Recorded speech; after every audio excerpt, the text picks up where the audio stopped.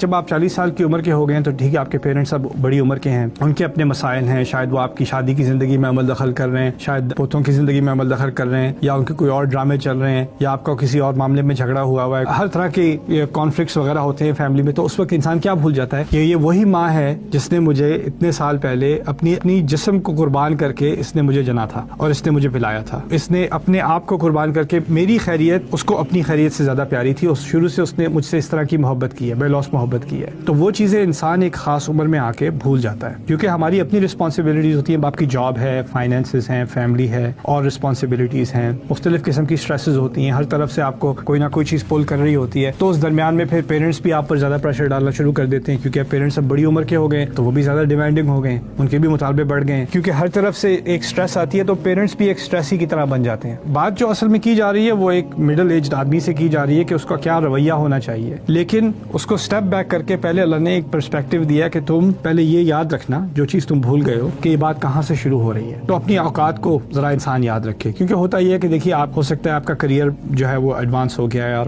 آپ نے اپنے والدین سے بھی زیادہ علم اور تعلیم حاصل کر لی ہے، آپ کی ڈگریز ہو گئی ہیں، آپ کی ریکگنیشن ہو گئی ہے، اور وہ پیچھے رہ گئے، سوشلی وہ پیچھے رہ گئے. لیکن پھر بھی ان کا ایک مقام ہے جس پر آپ کبھی بھی نہیں پہنچ سکتے. سوشلی دنیا آپ کو زیادہ سمجھ دے تو سمجھ دے، ان کے سامنے آپ صرف وہی بچہ ہیں جس کے لیے انہوں نے ساری قربانیاں کی تھی.